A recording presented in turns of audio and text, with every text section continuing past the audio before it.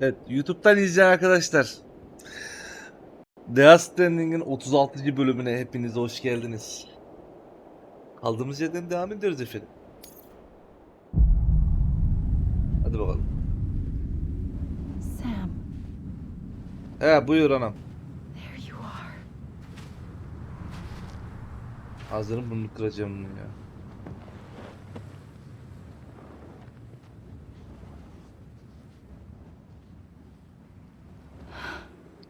Yani ben cinsini, sıfatını... Oynarız damla. Bir yere mi kaçtığımız var? Buradayız.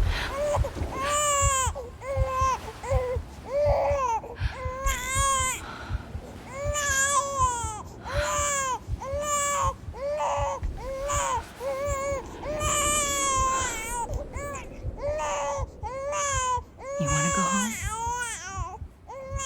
Let's go home. Ya damla ne öleceğim sanki bilmiyorum. 2 gün 3 gün uyumadım zamanlar oluyordu ya. Beni bebekmişim gibi aldı götürüyor.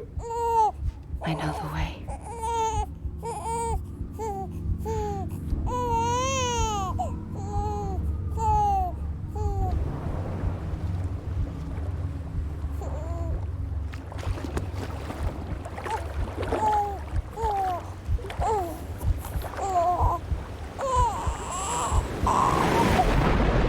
Lan!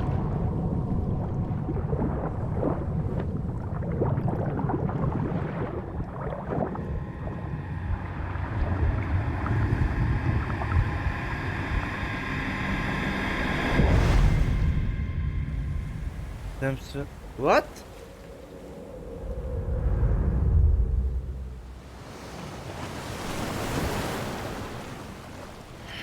Ya gençler, chat'e spoiler içeren şeyler yazmayın. Bak hepinizi döverim.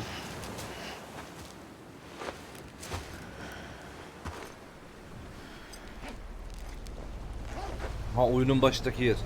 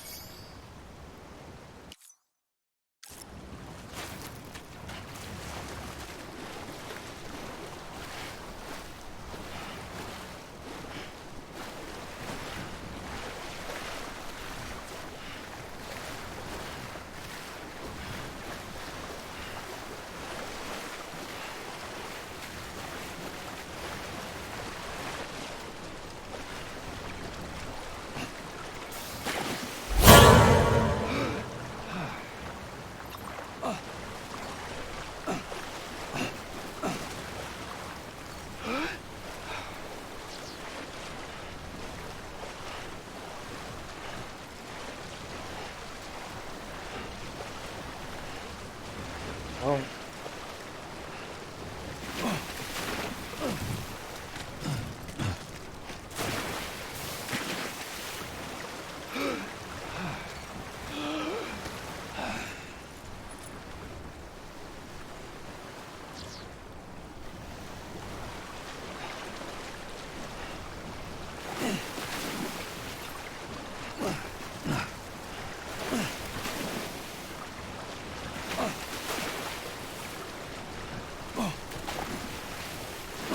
TC kan. Anıl, müsaitsen SC kan puanını geri verir misin kardeşim? Teşekkür ederim.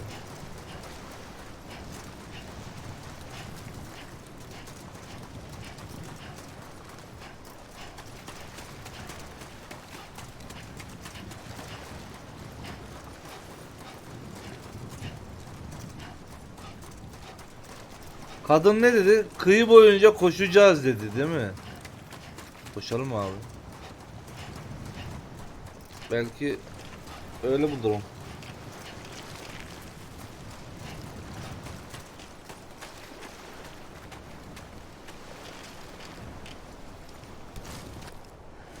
Aa, düştü.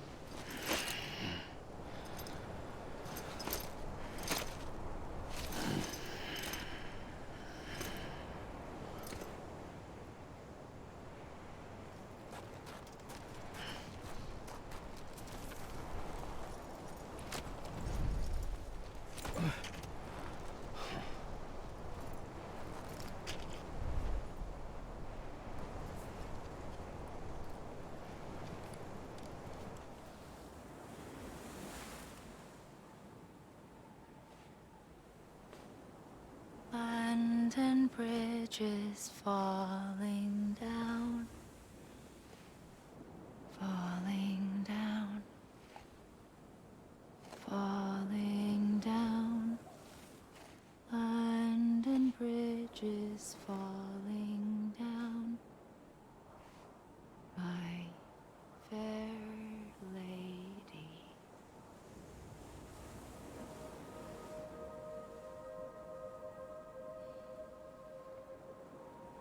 The last stranding has already begun. Amelie? You're too late. What took you so long? Your voice. You still don't know who I am, do you? Who are you?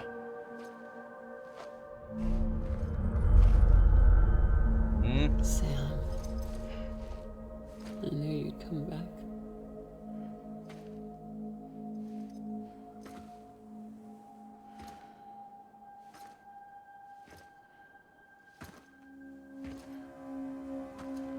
What?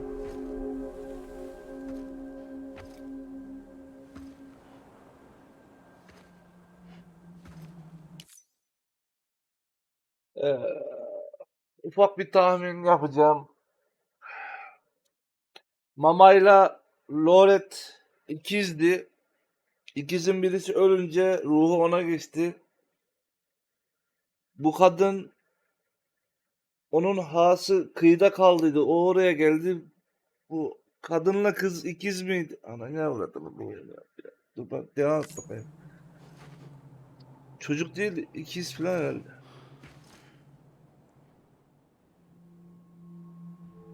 Sam, listen to me.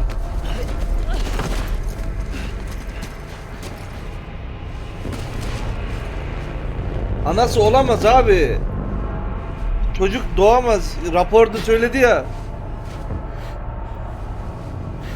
Sonra bak şu an hepimizde ateş I olabilir. love you, Sam.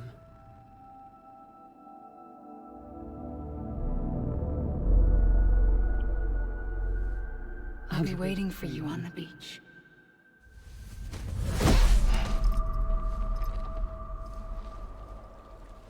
I've been waiting for you, right here, ever since. You were supposed to stop me. Stop all of this. Dekolete ne yapayım kardeşim? Bridget? Niye uyudun? Yes. It's me, Sam.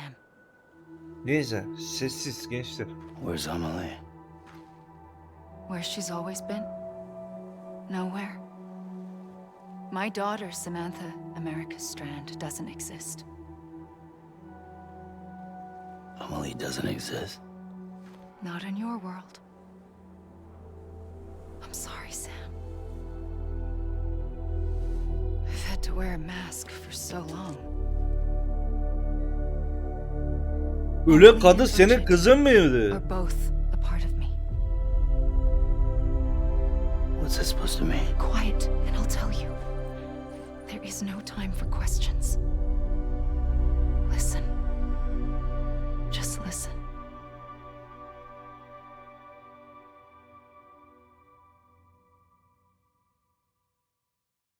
Soru sorma mı? Sokayım böyle soru sorma. Beynim yandı benim şu an. Ben onun kız kardeşi veya kızı diye tutuyordum. Do you understand, Sam? Amelie and Bridget. Those are just names. What I am is an extinction entity. So, knowing what you know now, you have two choices.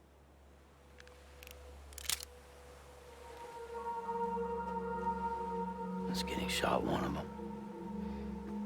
You wouldn't come back if it happened here, you know. You'd be straight on to the afterlife. But no. It's not one of them. Killing you would be a terrible mistake. I know that better than anyone.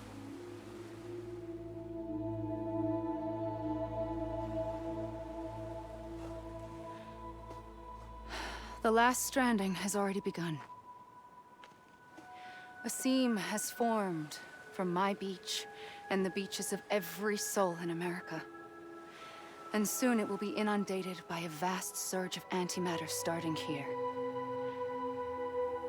In a flash, this world will be no more. Consumed by an explosion. A big bang. So, that brings us to your first choice. Do nothing.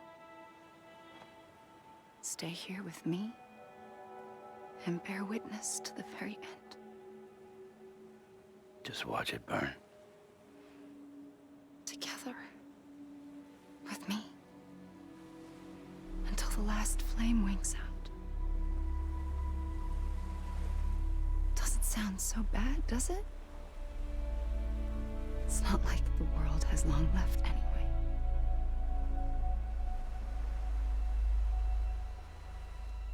Abi insanlar her zaman bir yolunu bulur. Then there's the second choice. Sen kim köpeksin ya? In expanding the network, you brought people and their beaches together, integrating them into a greater whole. Like this Kipu. But in Umarım doing seçim so, hakkı veriyordur ya. you also bound them to my beach. The very beach where I opened the gates to the other side. You can't stop what's coming. But if you cut me and my beach loose, perhaps you can stop it from spreading. You might just prevent the last stranding. And mankind will live to die another day. And it doesn't have to end here. But it does. The beach is doomed no matter what. İnsanlar değil, Amerikalılar. Sen de haklısın. Which is why we must sever our connection. That'll be it. The end of the Death Stranding. You can't stop the inevitable. The sixth extinction will happen either today or tomorrow. You can either end it with dignity, quick, clean, and in a flash, or you can struggle in vain, knowing full well what's waiting come the finish. Those are your choices.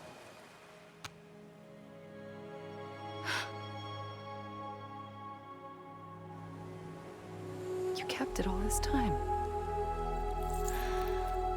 Perhaps you still have a chance to stop this nightmare. You brought the world together. You have the right to decide. Pull the rope or cut the noose. But whatever you do, don't hesitate. I'm ready, Sam Strand. Make your choice. But wait. I don't know what to do. Sure you do. After everything, how could you not?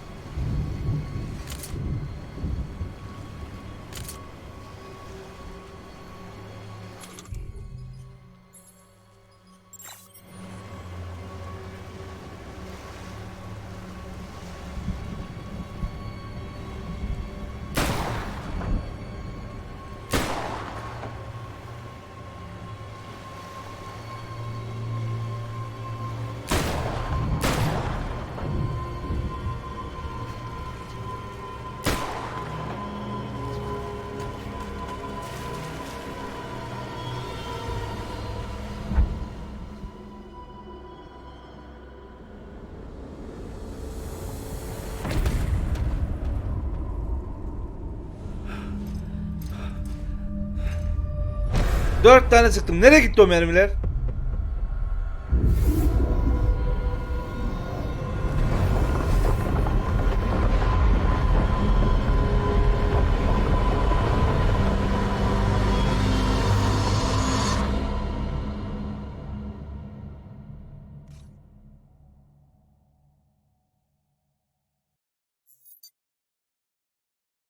Tekrar.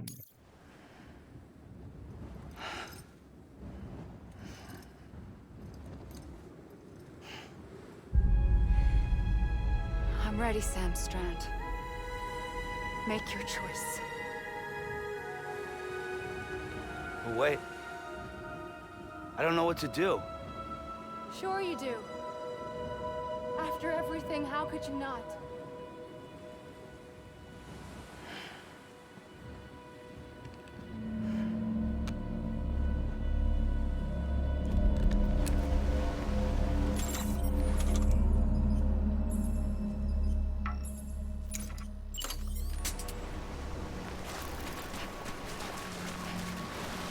Yumruk vur, yumruk vur.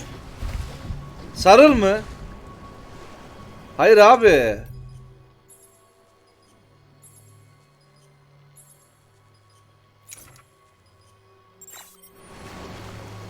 Sarıl var lan.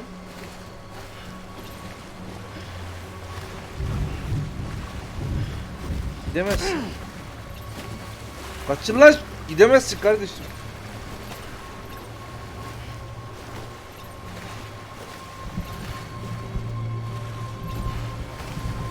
Ya sarıl desem bunda kalacak ya.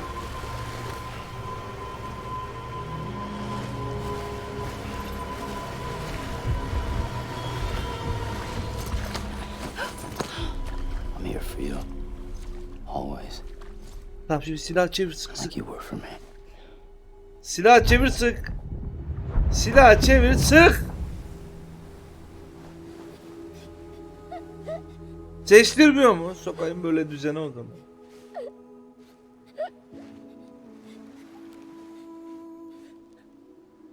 Here. It's a dream catcher. Wear it when you sleep, and I'll keep the nightmares away. I'll always be with you. When you're all grown up, you'll need it to make us whole again. And when the time comes, you'll have to stop me. You are the only one who can. Promise you'll remember. Oğlum çocuk hayata 100-0 önde başlamış. Bu gözler ne lan? I remember. You knew. You always knew. I did and I didn't. I had so many dreams of the future. I didn't know which ones to trust. Which is why I decided to share them with you and the others. But to connect the dots, to make sense of everything, you need perspective. You need time. Time has no meaning to me. I am not a line. I am a single point. Which is why all I could do was just show you the choices and let you decide. Ya neresi çekmiyor bana baksa. Sıkıyoruz ölmüyorsun.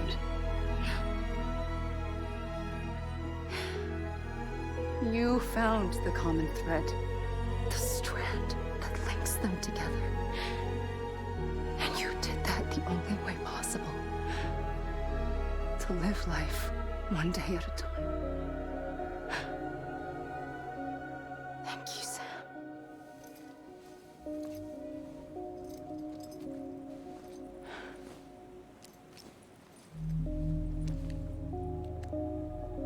A gun won't help you here. But it still has a role to play.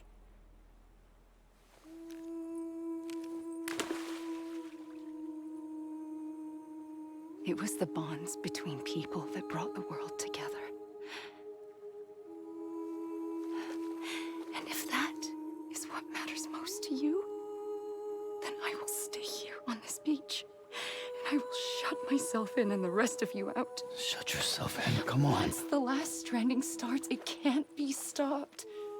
I can't Kalsın ya, go bırak. with you.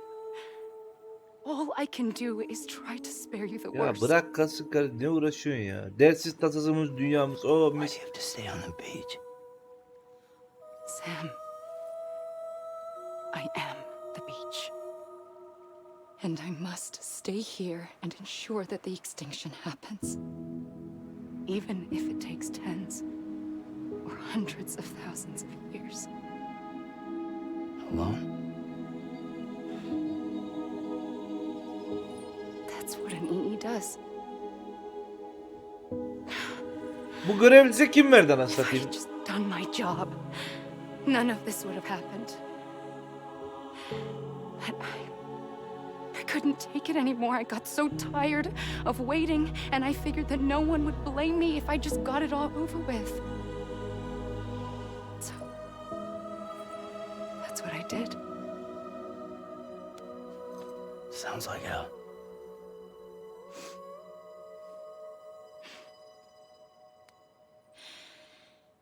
But you and the others came together, connected.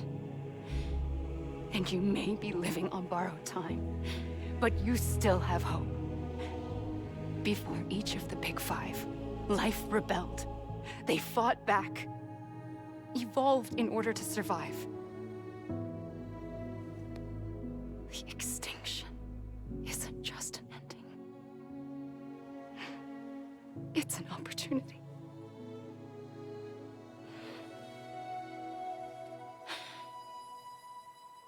And if I have to pay the price for that, to Oyun be filme döndü. sacrificed, Dönsün abi. Ne var, ne güzel izliyoruz so işte. be it.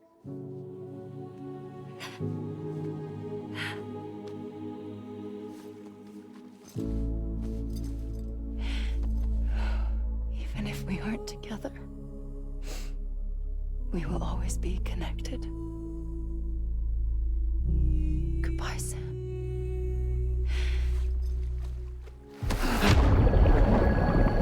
Yine mi lan?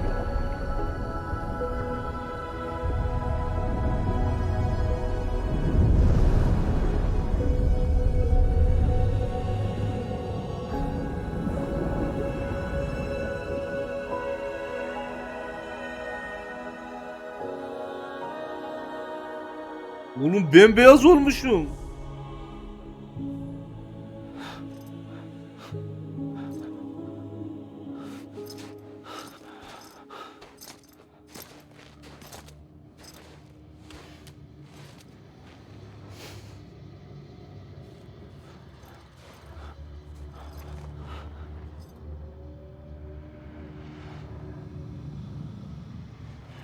Siyah. Nasıl siyah?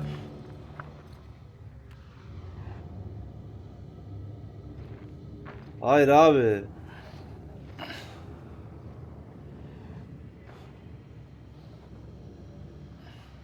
Üstümdeki kıyafet niye kırmızı?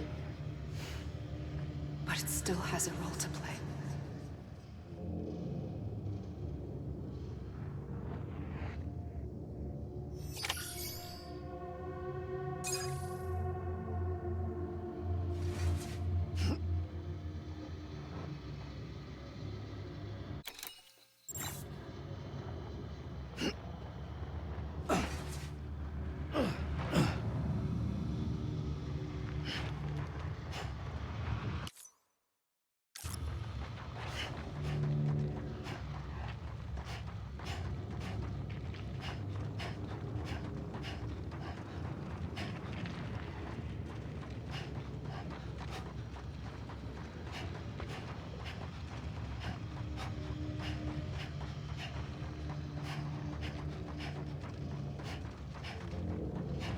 Oğlum bu yazılar ne?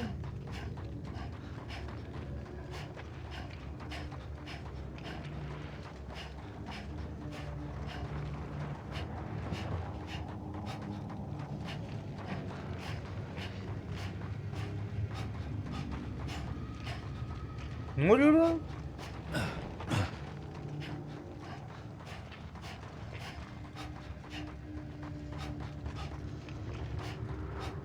Zaten sürekli yazıyorlar. Hiç umurumda olmadı artık o deyip yani. Şu an 10 saat varsa deseler tamam kardeşim.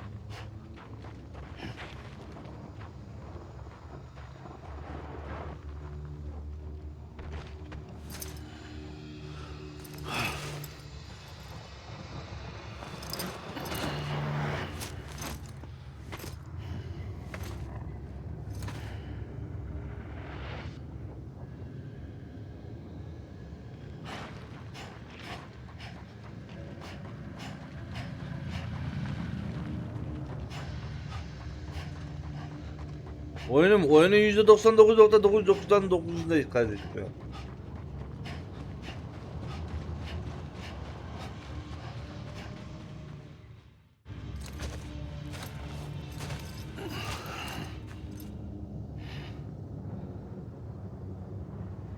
Quiet, and I'll tell you.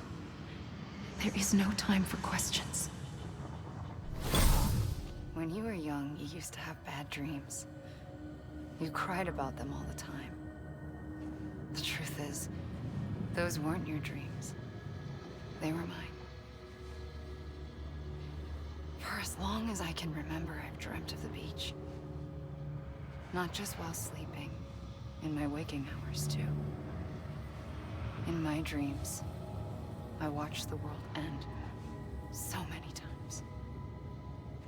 Countless past extinctions that decimated life on this planet. Again and again and again. At first, I didn't understand what I was seeing or why. And that wasn't the worst of it. There were other, more terrible dreams. Dreams of death and destruction. Of a massive extinction to come. Like this one. And I would always be the one to end it all. To bring about the last stranding. As I have today.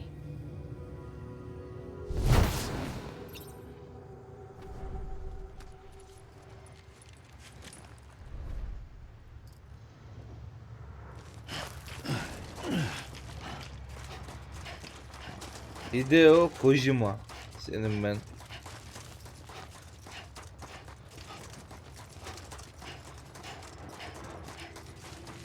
Oldu be.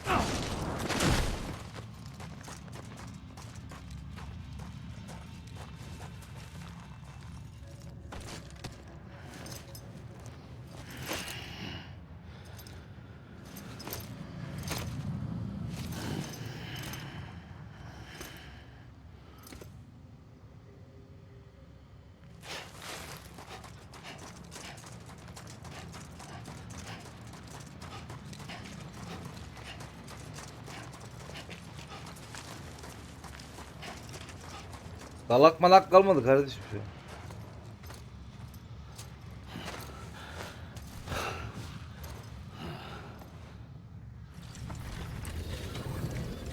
Oluyor lan? The first operation, I was only 20.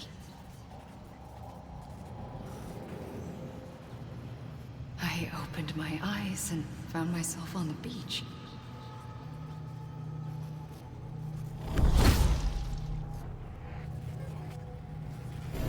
But the moment I came round, I was back in the hospital bed.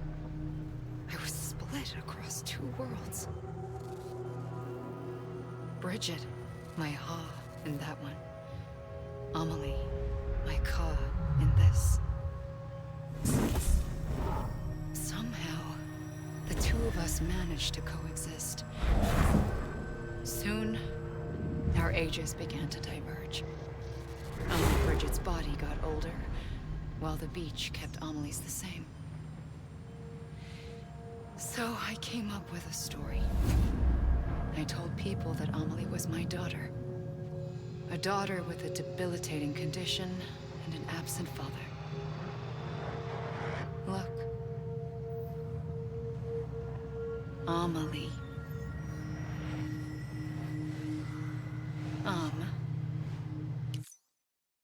Tom Riddle. Çevir kardeşim. Lord Voldemort. Bu ne anan avradını? Is French for soul.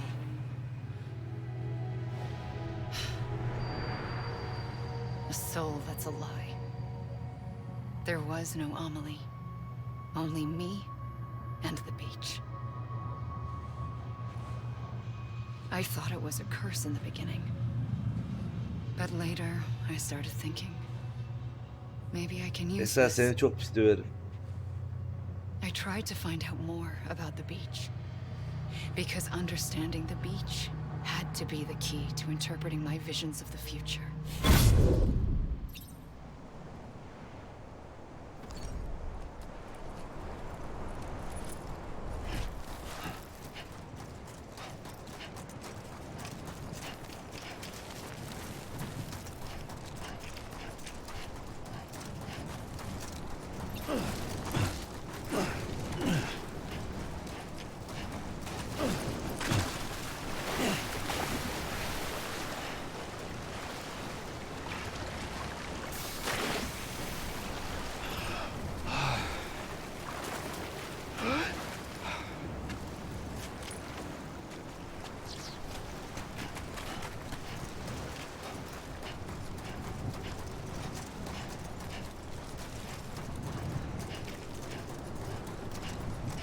Ulan nereye gitsek ortaya geliyoruz.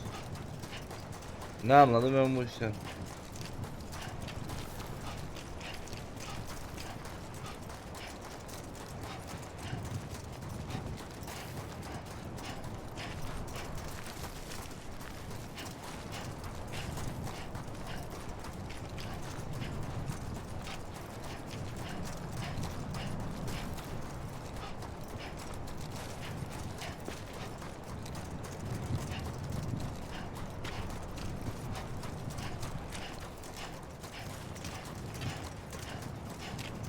Oğlum yeter ya. Gene en başa saracaksınız beni kızın yanına.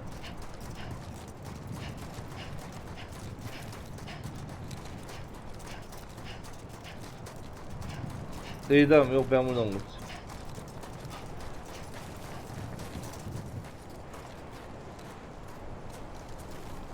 Aa durdu.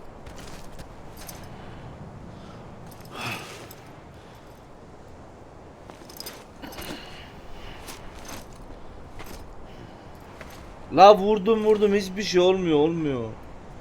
Kadın bana mısın demiyor. Sen kim diyor. Ananı. Önüne bir defa geçtim görmedim. Şöyle bir ittiriverdi beni kenara.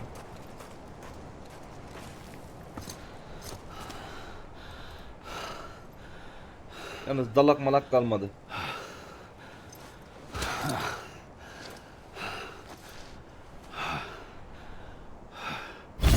I realized the beach was connected to the world of the dead, which meant that somewhere out beyond it were the memories of time itself, including those of every organism that had ever lived.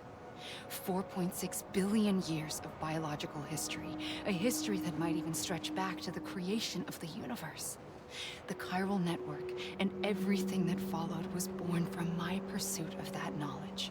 By passing data through the beach, we were unbound by the restrictions of time. Simulations that would have taken years or more were simple and effortless. Everything that the Earth had lost and forgotten could be reconstructed and reclaimed. But shortly after we began our research, America saw its first void out. I thought I was running out of time, that my nightmares were becoming a reality. So I raced to complete the chiral network as quickly as possible. The past held all the answers. If only I could find a way to piece them together. A network that bridged our world and the beach. That might do it, I believed. So I started researching bridge babies, children bound to the world of the dead. What causes an extinction entity to come into being?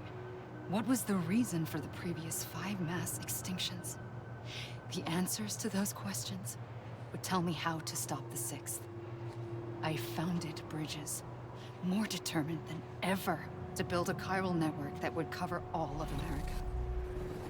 But the longer I fought my war against the inevitable, Teşekkür ederim. the weaker I became. My Ha had cancer.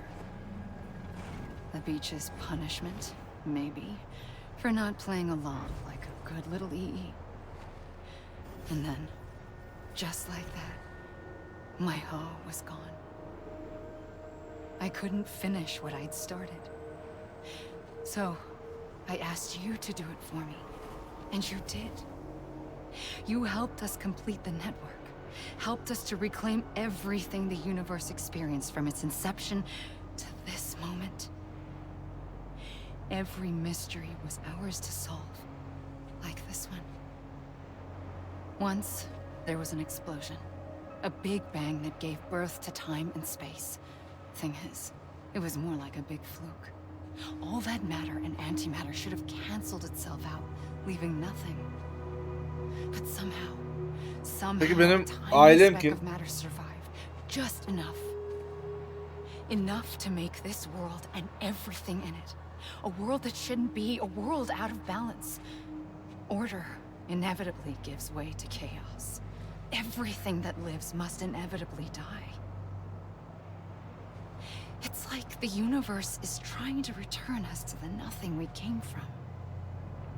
Maybe the Big Five were Ya its lan best seni attempts to bırak bu finish us işleri. off.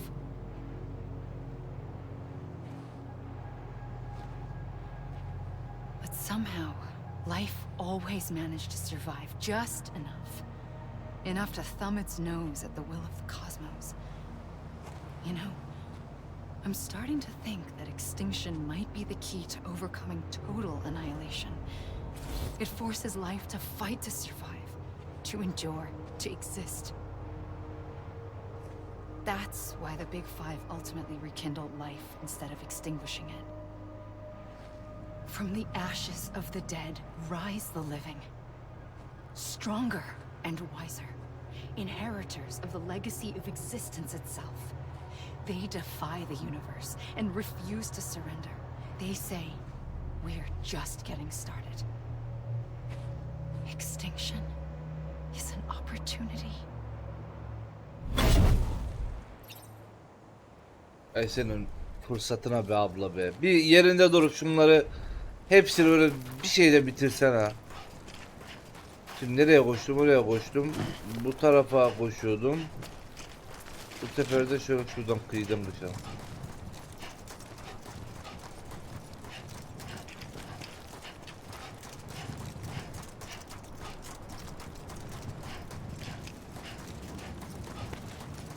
Çanta hiçbir şey yok.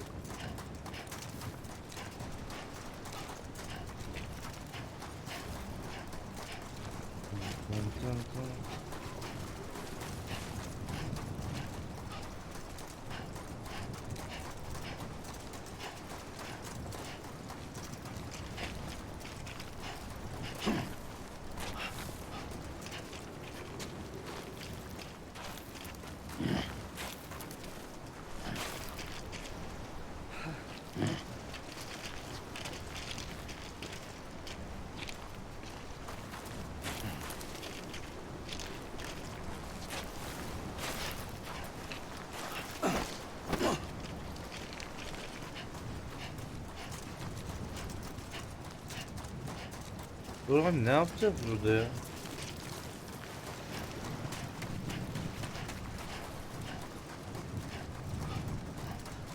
Ya bütün jenerik isimleri falan bize göstereceğiz diye herhalde uzatmışlar burayı. Benim yok.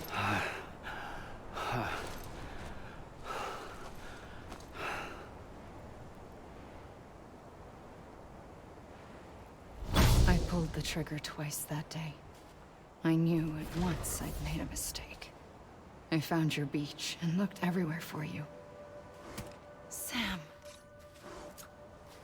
There you are.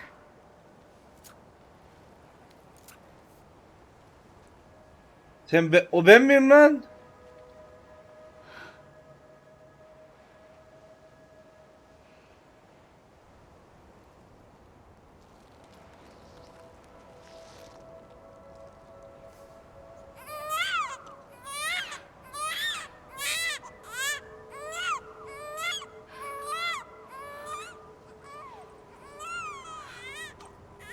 Ben niye kıyıdayım? Beni kim attı oraya?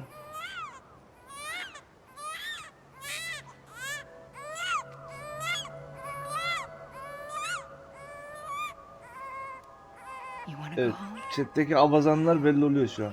Let's go home. I wanted to set you free from death once and for all. It's okay.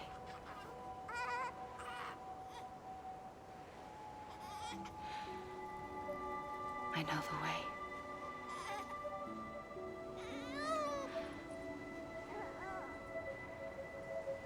But in doing so, I upset the fundamental balance between life and death. I just wanted to save you.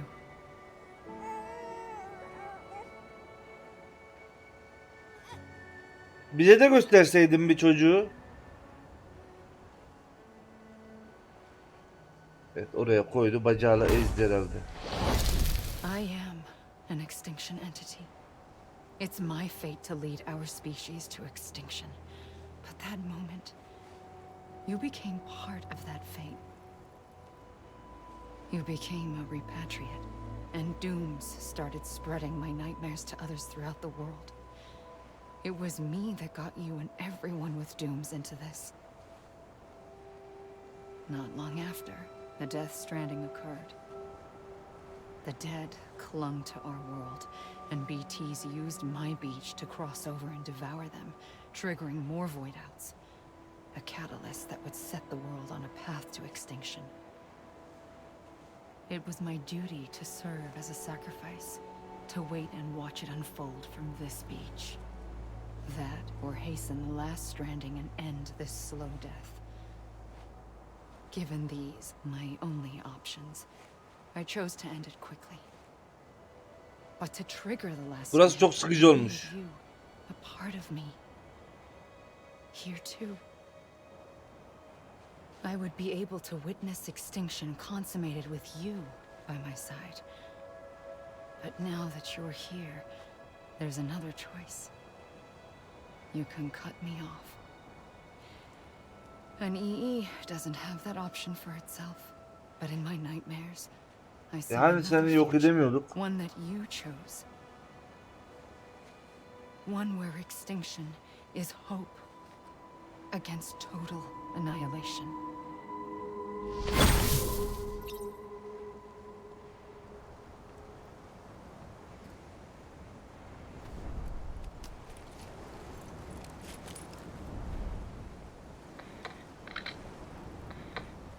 Tamam.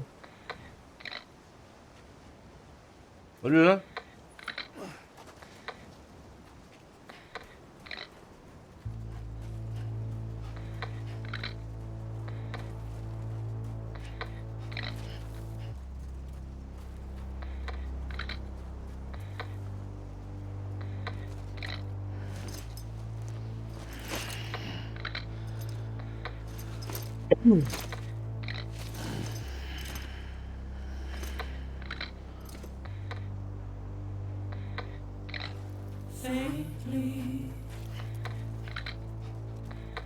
Abi benim BB'ye gidesim var ya.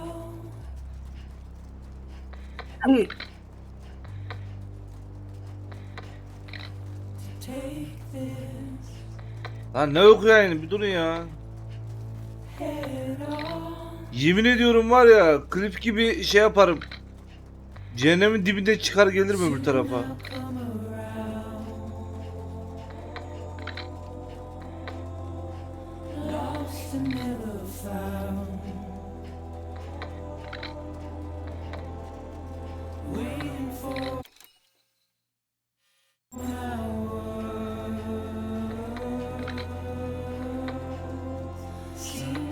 Kanka böyle arkadan bir ses geliyor. Radyasyon bölgesine gidiyorum şimdi.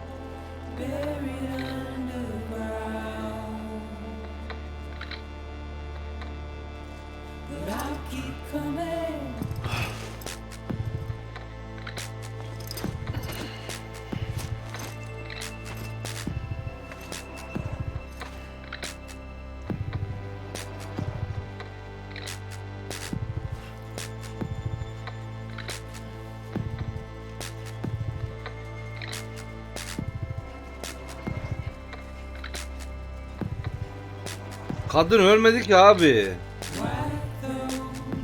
Kadın gönderdi beni.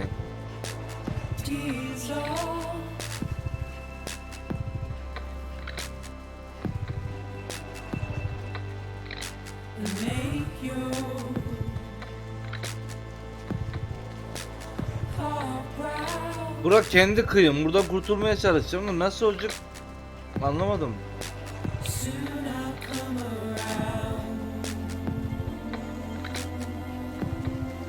Neyse dur.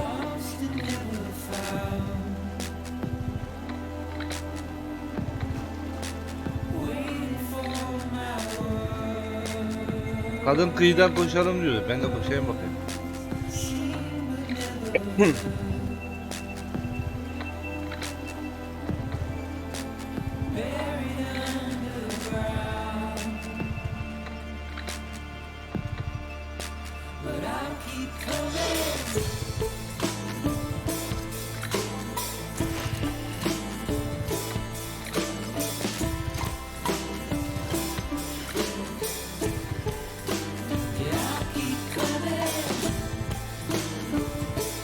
Adam uçak teyfi vardı.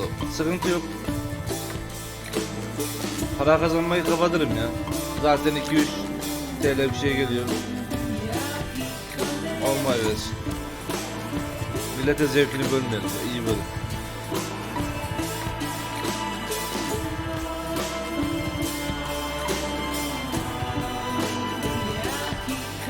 Yeme şikayeti. İşte böyleleri de banlayacaksın kardeş.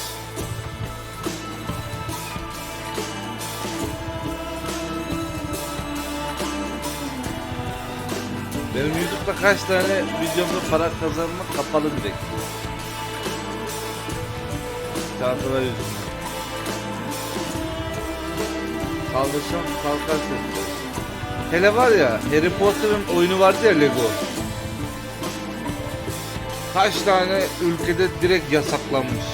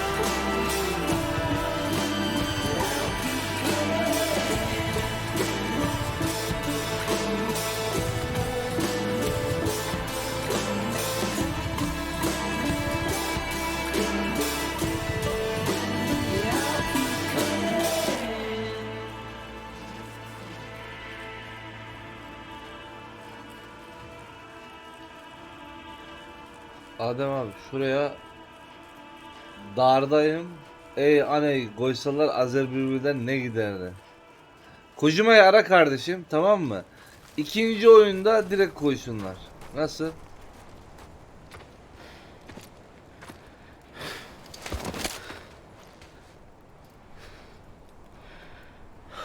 A gun won't help you here. But it still has a role to play.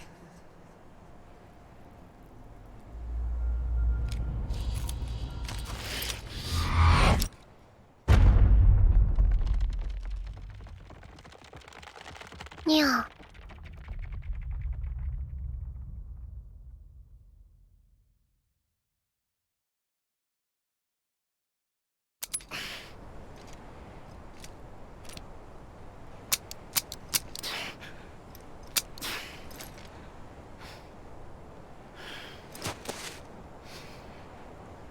Listen, Sam. I was the one that brought you and Cliff together again. There was something I wanted you to know. You were never abandoned. And you're not alone. Don't you see, Sam? You have to live. Ya anan yaşasın. Tövbe estağfurullah.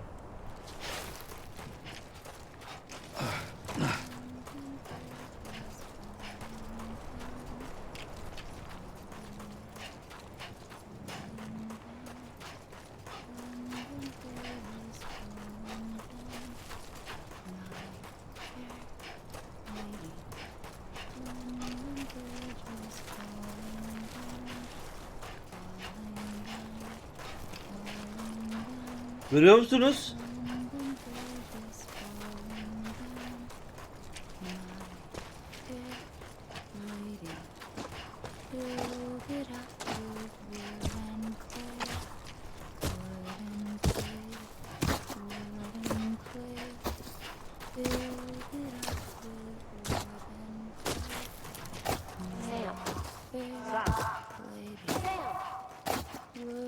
Havaya bak havaya.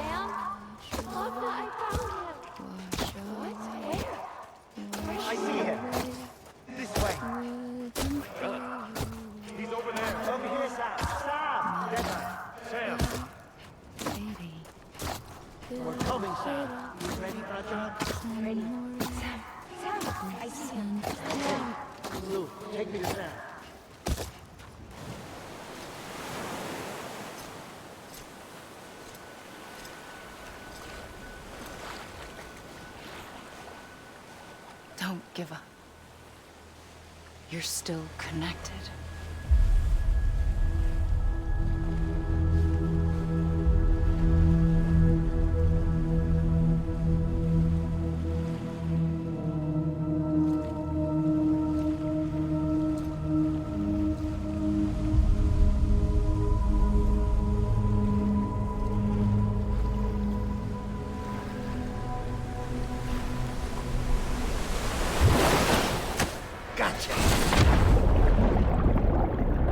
Sakallının sesine benziyordu lan o.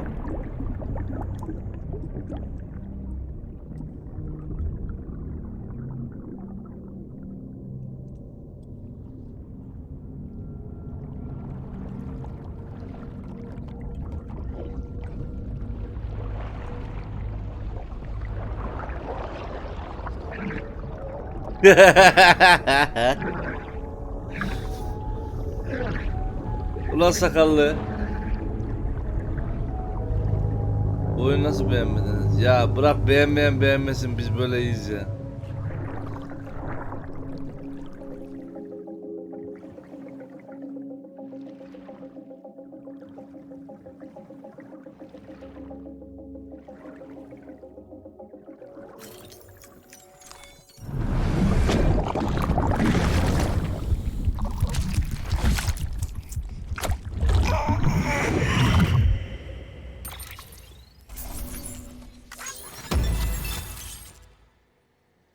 Teşekkürler sana.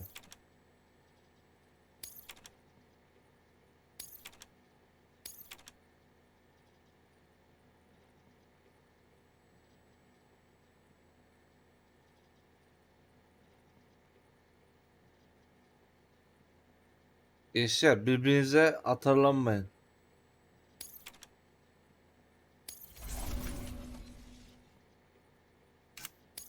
Dur daha bitti mi bilmiyorum. For too long have we lived as strangers to one another, divided by walls built to keep us safe. But now with the completion of the Cairo network, we may at last move forward as a people united. Today we come together to celebrate the birth of a new nation for a new world, the United Cities of America. I once took an oath to support and defend the Constitution of the United States. And though that proud republic may be no more, we remain. And so, as your president, I hereby swear to support and defend you, the people. Let there be no more Hayır walls abi. between us, nor masks to hide who we are.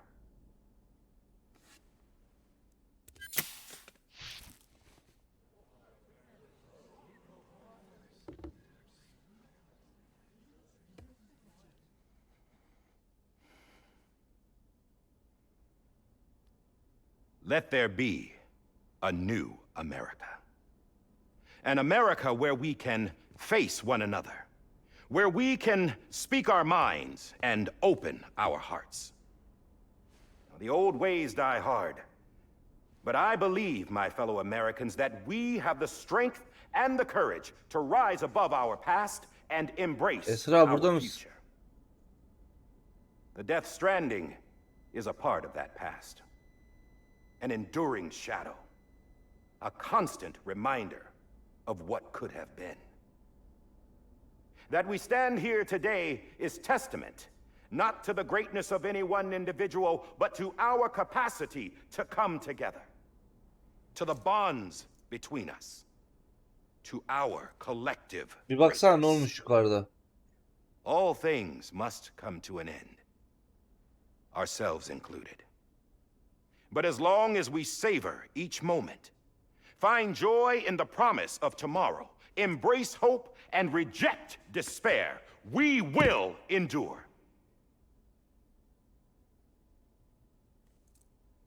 President Bridget Strand and her daughter, Samantha America Strand, sacrificed everything in their pursuit of hope that we, the people, might be whole again.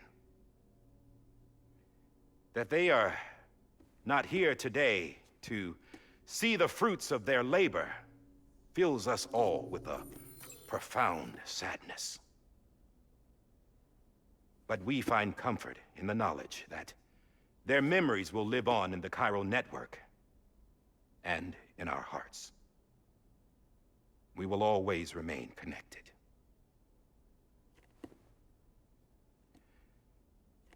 There's another hero in this story. One whose achievements seem destined to go unrecognized. America still needs that hero. That person without whom we would not be here. Now, the name is unimportant, but you know who I mean. And for that unsung hero, I have a message. It was you who brought us together. You who made us whole again. And while you and I will eventually pass on, we will be... Going somewhere, Sam? Tired of being the unsung hero? No, I'm done is all. She's gone. Come on, wait. There's something I need to tell you. Huh. This doesn't bother you anymore? Well, that's great. Now, wouldn't you like to know how we Nereye brought you geldi? back from the beach? We were going to use the doll, but didn't have one handy, which is when I remembered something else. Not what I think it is. Yes. What could be more connected to Amelie's beach than President Strand's umbilical cord? Hartman thought that's why she left it with me in the first place. Unfortunately... It didn't work. Yeah, she'd already cut her beach loose. It was just gone. We didn't know if that meant she dragged you into the great beyond or sent you to some other beach. We were really racking our Benim brains. tipim niye kaymış oluyor arkadaş? Hartman and Mama split up and started searching every beach you might feasibly have washed up on. We looked for a month with absolutely nothing to show for it. A month on the outside. How long on the inside? Trust me when I tell you, you don't want to know. But don't worry. We found no signs of accelerated aging. In the end, this is what led us to you. Just when we were about to give up, Die Hardman reminded us about the revolver. So, we tried to follow it, and it led us to a far corner of your own beach. And bingo, there you were. Mama made visual contact first. She was able to see you from her vantage point on the other side. She informed Lochna via their connection and Hartman confirmed your location during his subsequent NDE. The plan was for Fragile to, in essence, slingshot Lou and me to your position so we could rescue you. But it's not so easy to send multiple individuals to another person's beach for an extended period of time. And that's where the umbilical cord came in. We wove these from President Strand's DNA. They serve as a single knot that binds us all. The President must have known all of this would happen. Ironic, isn't it? The gun that set this whole mess in motion ends up being the key to saving you. Amelie, she said it had another purpose. Not a weapon, but a lifeline. A stick that became a rope. I suppose that's one way Beğenmedim. of putting it. Ridik. Çok yavaş. Oh, Sam. You have no idea how long I've been waiting to give you a hug. Got something else to tell you. Top secret. It's about Cliff. BB's mother's name was Lisa Bridges, Cliff's common-law wife. Lisa Bridges. Now, Cliff was killed by a man identified in the records only as John. Former U.S. Special Forces. Quite good at it by all accounts. Later appointed as an aide to the president, who used him for most of her wet work. The records go on to state that he vanished after Cliff's death. A warrant was put out, but he was later found dead. Turns out some people die harder than others, though. Dear John donned a mask and reappeared with a new identity. But you can't fool the chiral network. We restored the old records, and Mama hid them deep in the archives. You're the only one besides us with access privileges. Take a look if you're so inclined. But don't say I didn't warn you. The president's got some dirty, dirty laundry.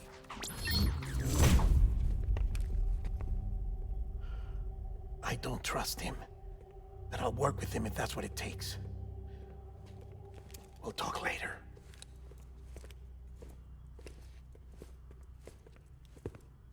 New World oynayacağım mı? Oynayacağım ama yayında değil. Sam, Evet canım. I don't expect you to forgive me. But would you hear me out? I killed Captain Clifford Unger. I would tell you I did it for America. For love of country. But I didn't. I did it for her. Because I loved her with all my heart. She was everything to me. Everything. Now, I'm not trying to make excuses. I just want you to know Ridik. that not a day's Oyunu gone by when I yapamamışlar. haven't thought about Tam it. olacakmış. Time Olmamış. didn't help. Or the mask. Please, let me finish.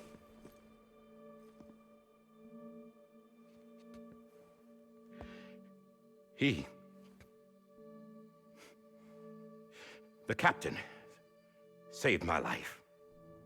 Ve sen de gittin onu öldürdün. Aferin. You know why they call me Die Hardman? Because he wouldn't let me die. He brought my sorry ass back home every time.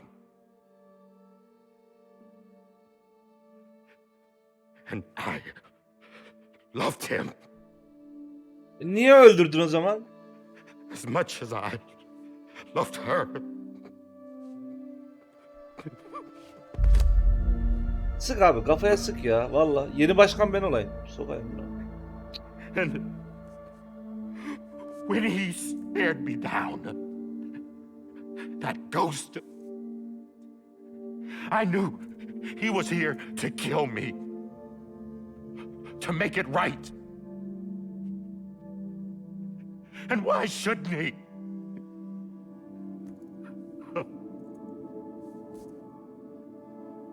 Why didn't he?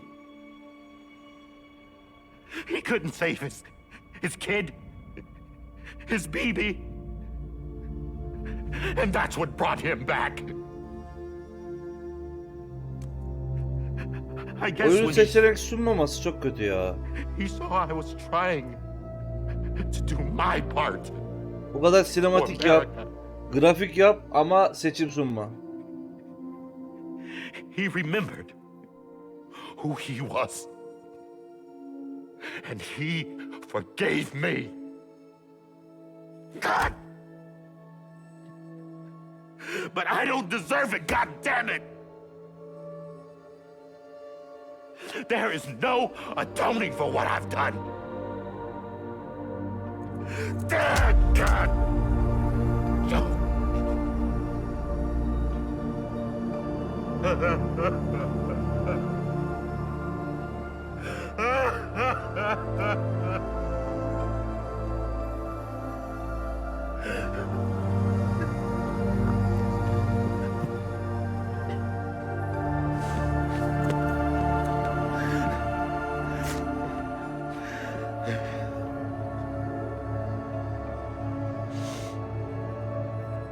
But maybe this is the next best thing. Maybe he brought me back from the beach for a reason. One last time.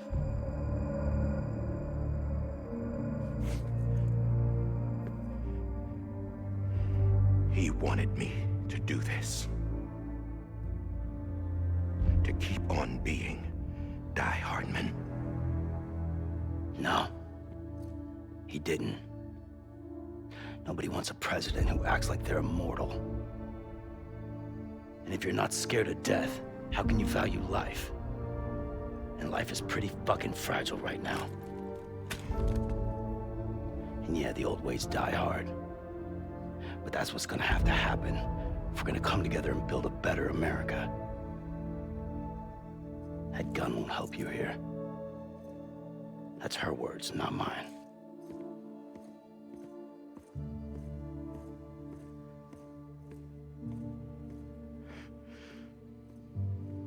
Thank you, Sam.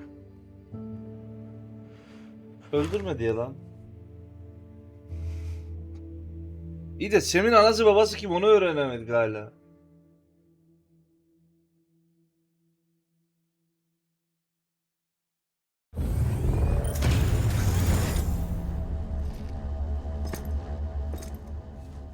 Hey, Sam. Been waiting for you. Lou? Dead? Poor thing was never truly alive. Not in this world, at least.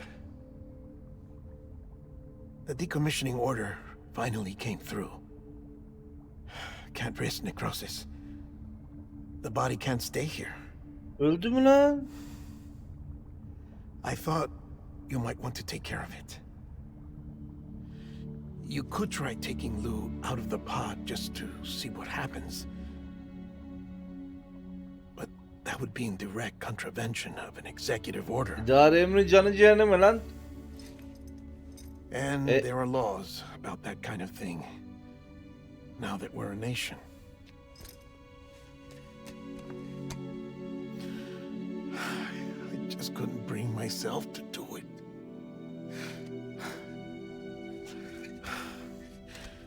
But if the alternative is defying the president, I can't do that either. Not me. All right. I'll go to the incinerator.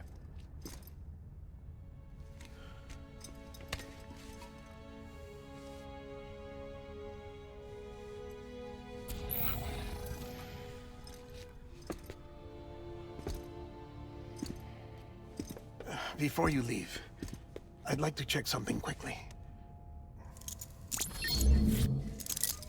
I just took your cufflinks offline. In that state, there'd be nothing to stop you from removing them. If you did, the UCA wouldn't know where you were or how to find you. You'd be invisible. When you use the incinerator, you'll be reconnected to the network automatically. I trust you'll remember what I said. Right. Absolutely.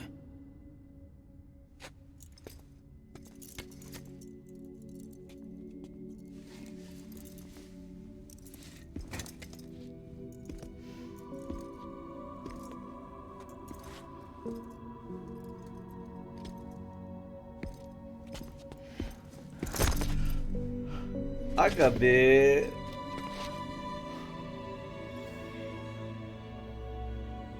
Thanks for everything.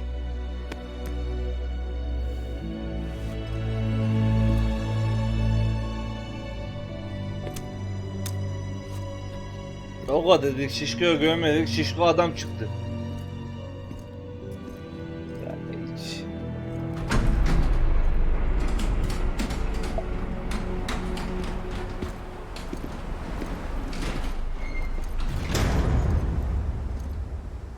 How's the weather? Don't think you'll be needing an umbrella.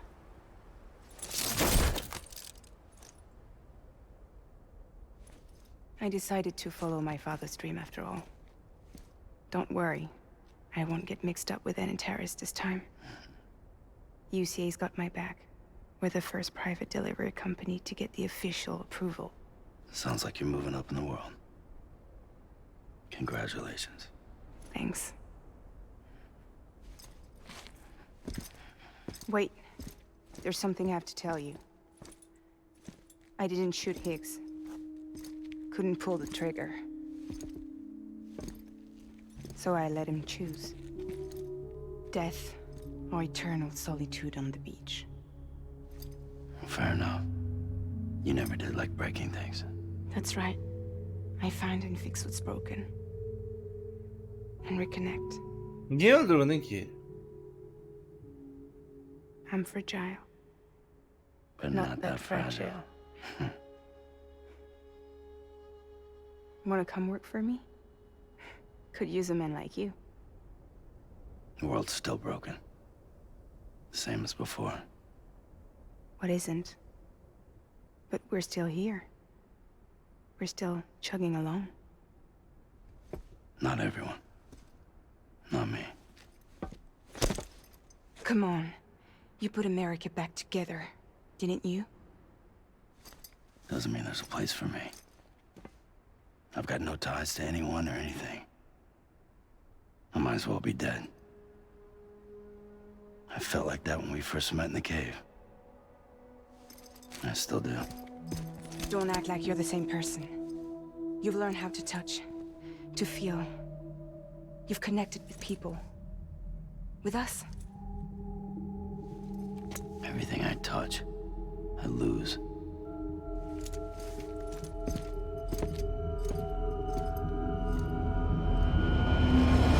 Sam! Hayda.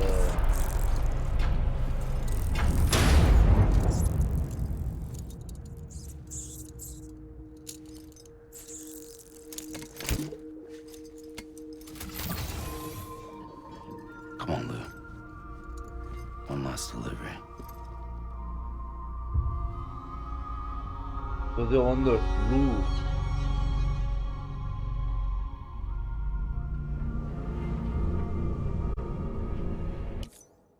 Evet, YouTube'dayız ya arkadaşlar. Bir bölümün daha sonuna geldik efendim. Bir sonraki bölümde görüşmek üzere. Bay bay.